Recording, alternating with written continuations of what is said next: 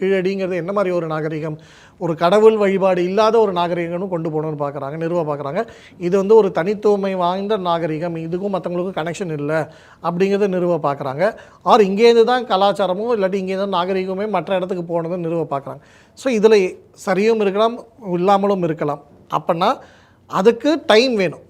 இப்போ வரைக்கும் கிடச்சது இவ்வளோ, நாளைக்கு கடை வேறு ஏதாவது கிடச்சதுன்னா என்றைக்குமே அதுதானே சொல்லுவாங்க. ஆர்கியாலஜிக்கல்லையும் சரி, சயின்ஸும் சரி, இன்றைக்கி வரைக்கும் தெரிஞ்சதை வச்சு இதுதான் நம்ம நம்புகிறோம்.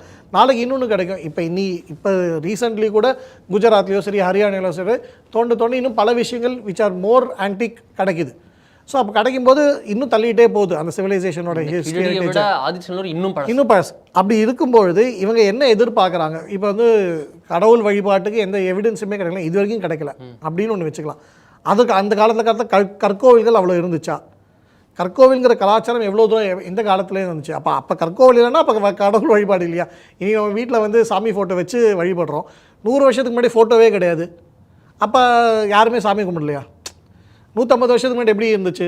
எல்லார் வீட்லையும் எப்படி இருக்கும்? சால கிராமம் இருக்கும், இல்லாட்டி வேறு ஏதாவது இருக்கும். அந்த மாதிரி ஒரு வழிபாடு இருக்கும். இப்போ யாரோ ஒரு வீட்டில் ஃபோட்டோவே இல்லை, இல்லை 150 வருஷத்துக்கு முன்னாடி ஃபோட்டோஸ் வச்சு ஒரு பூஜை ரூம் இல்லை, அதனால் அன்றைக்கி கடவுள் இல்லாத ஒரு கலாச்சாரம்னு சொல்லிட்டு போகிறோமா?